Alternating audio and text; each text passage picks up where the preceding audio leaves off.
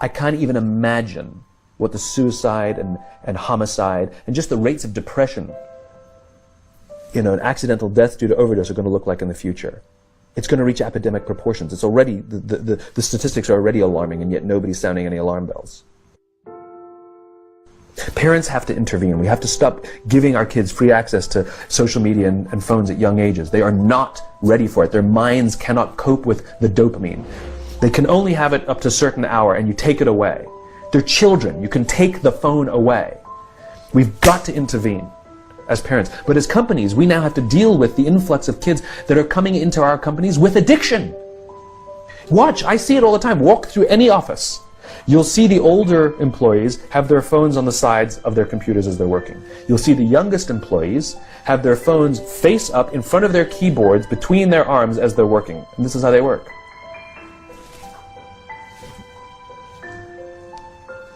And the science is alarming. They did experiments on mice where they did the multitasking. They put flashing lights to mimic going from the computer to the cell phone, the computer to the cell phone to the TV.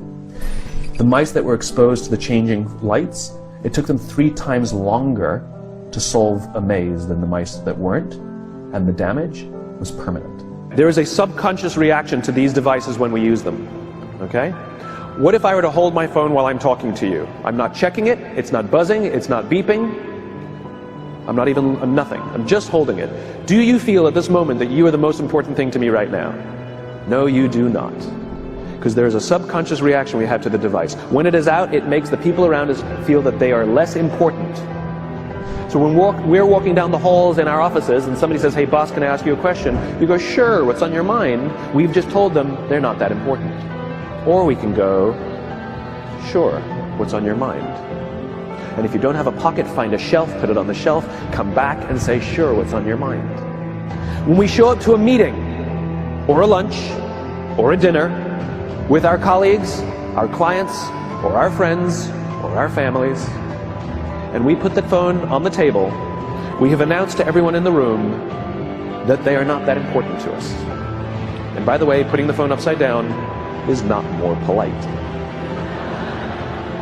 My favorite one is when the meeting or at a lunch with someone, that the phone will ring and the caller ID will pop up and they will go, I'm not going to get it. Oh, so magnanimous! Oh, lucky to eat with you today. Or they could just put the damn thing away. You can tell how addicted we are. When somebody pulls out their phone when you're with them, how uncomfortable does that make us feel? You're walking down the street with someone, they pull their phone out. We feel stupid, so what do? We pull our phones out. We're so addicted. Somebody goes to the bathroom when we're at dinner, and what do we have to sit there by ourselves? God forbid we should look around the room for 5 minutes. We pull our phones out. Meetings. Awful. What do we do when a meeting happens, right? Everybody's sitting waiting for the meeting to start. But Bob's running a few minutes late. Bob's here? Okay, start the meeting. Do you know when relationships are built? All that in between time.